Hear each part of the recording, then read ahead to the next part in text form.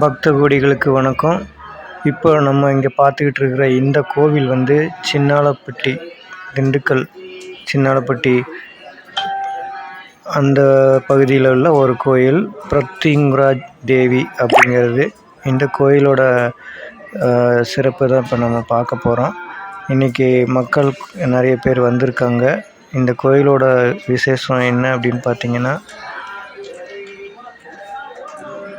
இந்த கோயிலில் சாமி கும்பிட்றதுனால 16 தலைமுறைகளுக்கு ஏற்பட்ட சாபக்கேடு நீங்கும் அப்படின்னு சொல்கிறாங்க.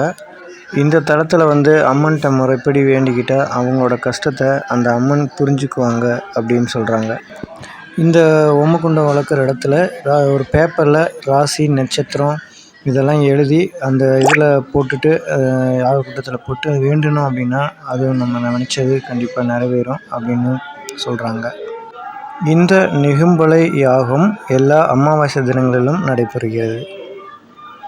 இதனால் பில்லி, சூனியம், ஏவல் இது மாதிரி போகிற அந்த நம்ம பித்ருக்களோட சாபம், நம்ம முன்னோர்களோட சாபம், இந்த மாதிரி 16 தலைமுறைகளோட சாபமும் நீங்கும் அப்படின்னு ரொம்ப நம்பிக்கையோடு சாமி கும்பிட்றாங்க.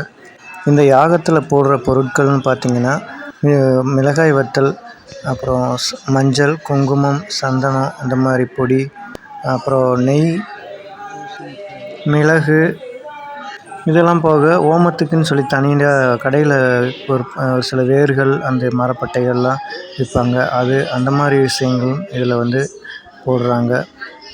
இந்த மாதிரியான பொருட்கள்லாம் போடும்போது அது அம்மன் ஏற்றுக்கிட்டு நமக்கு உண்டான அந்த பில்லி, ஏவல், சூனியம், பித்திருக்களோட சாபம் எல்லாத்தையுமே வந்து அவங்க நிவர்த்தி பண்ணுறாங்கங்கிறது எல்லோரும் நம்புகிறாங்க. அந்த காலத்திலேயே வந்து இந்திரஜித் வந்து இந்த ராமாயண காலத்திலேயே பிரத்யங்கா தேவியை வணங்குறதுக்காக யாகம் வளர்த்திருக்காங்க அப்படின்னு சொல்லப்படுகிறது.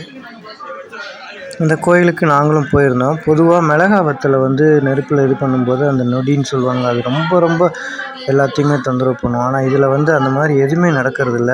அதில் நிறையா மிளகா வத்தல் போட்டாங்க. ஆனால் எந்த ஒரு யாருக்குமே ஒரு தும்மல், இருமல் எதுவுமே வந்ததில்லை. இது வந்து ஒரு பெரிய அற்புதமான ஒரு சக்தி. இந்த அம்மனோட பேர் வந்து பிரத்திங்கரா தேவி. இது என்னென்னா, அங்கம்ங்கிறது உடம்பு, பிரத்திங்கிறது எல்லா இடத்துலையும் அந்த ஆண்டவனை வேண்டும்போது நம்ம உடம்புல எல்லா இடத்துலையும் இருந்து அந்த கடவுள் நமக்காக நம்மளை காப்பாற்றுவார், நம்ம கஷ்டங்களை தீர்ப்பாருங்கிறது ஒரு ஐதீகம். இந்த யாகத்தில் மெயினாக இதுக்கு போடக்கூடிய அந்த மிளகாய் மற்றும் அந்த யாகப் பொருட்கள் அது மற்ற எல்லாத்தையுமே ஆரம்பிக்கிறதுக்கு யாககுண்டத்தில் போடுறதுக்கு முன்னாடியே வந்து இந்த கோயிலை சுற்றி வந்து தான் அதை பண்ணுறாங்க. இதில் வெத்தலையும் சேர்த்திருக்காங்க.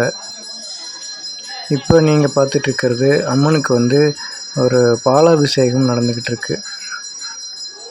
முதல்ல பிரத்திங்கரா தேவியோட அந்த இது முடிஞ்சதுக்கப்புறம் இது வாராகி அம்மன் அவங்களுக்கு பாலாபிஷேகம் பண்ணுறாங்க. இந்த கோயிலுக்கு நாங்கள் போயிருந்தப்போ அந்த கோயிலில் ஒரு வில்லன் நடிகரும் வந்திருந்தாங்க. அவங்கள பார்த்திங்கன்னா, அந்த ராசாவின் மனசில் படத்தில் வந்து வில்லனாக நடிச்சிருப்பார். அவர் சக்திவேல் ஐயா அவர்கள். அவங்களும் இதே ஊர் தான். அவர் வந்து கொஞ்சம் நேரம் நிறைய பாட்டுகள்லாம், அம்மன் பாட்டுகள்லாம் பாடிட்டு அவரும் வந்து சாமியை கும்பிட்றதுக்காக வந்திருந்தார். நிறைய தடவை அவரை அந்த கோயிலில் பக்கத்தில் இருக்க முருகன் கோயில் எல்லாமே பார்த்துட்டு எல்லாருமே பார்த்துருக்காங்க. இப்போ நீங்கள் பார்த்துட்ருக்கிற இந்த பூசாரி ஐயா வந்து இப்போ நீங்கள் பார்க்குறது வந்து அந்த வில்லன் நடிகராக நடித்தார்ல, அந்த தலையில் துண்டு வச்சு துடைக்கிறாரு, அவர் தான். அவர் இந்த கோயிலில் வந்து நிறைய பாட்டுக்கள்லாம் பாடிட்டு இருந்தாங்க. இன்னொரு முக்கியமான விஷயம், இந்த கோயிலுக்கு ஸ்பெஷலாக வந்து ஒரு ஐயர் ஒருத்தரை வந்து வரவழைச்சிருந்தாங்க. அவங்க யாருன்னு பார்த்தீங்கன்னா, செம்பட்டியிலேருந்து ஒட்டஞ்சத்திரம் போகிற வழியில் இருக்கிற ஒரு நம்ம வடிவேல் ஒரு படத்தில் பாடியிருப்பாங்க, இந்த சந்தன மல்லிகையில் தூளி கட்டி போட்டு, அந்த ஒரு கோயிலோட பூசாரி தான் வந்து இங்கே வந்து அந்த யாகத்தை வந்து முன்னின்று பண்ணுறாங்க. அம்மனுக்கு எவ்வளோக்கு எவ்வளோ நம்ம நம்பிக்கையோடு வந்து இந்த வேண்டுமோ அது வேண்டின காரியங்கள் கண்டிப்பாக நிறைவேறும் நிறைய பேர் சொல்கிறாங்க. இந்த கோயிலில் அம்மனுக்கு பாலாபிஷேகம் பண்ணிகிட்ருக்கிற அதுக்கு பக்கத்துலேயே இன்னொரு கட்டிடங்கள்லாம் கட்டி முடிச்சிட்டாங்க. அவங்க அதுலேயும் வந்து இன்னும் கொஞ்சம் நல்ல பிரதிஷ்டை பண்ணிடுவாங்க. என்ன சாமி அப்படிங்கிறது தெரியல. சின்னாளப்பட்டி பஸ் ஸ்டாண்டில் இறங்கிட்டு அங்கே கேட்டிங்கன்னா சொல்லுவாங்க. கரெக்டாக ஒரு 1 கிலோமீட்டர் தூரத்தில் இந்த அம்மனோட கோயில் அமைஞ்சிருக்கு. இது யார் கேட்டாலும் வழி சொல்லிடுவாங்க.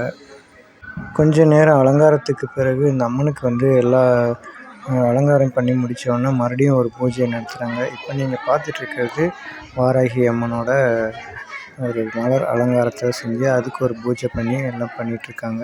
பார்க்குறக்கே ரொம்ப அபூர்வமாக இருக்குது. நீங்களும் வாங்க, அம்மனோட அருளை பெறுங்க. நன்றி.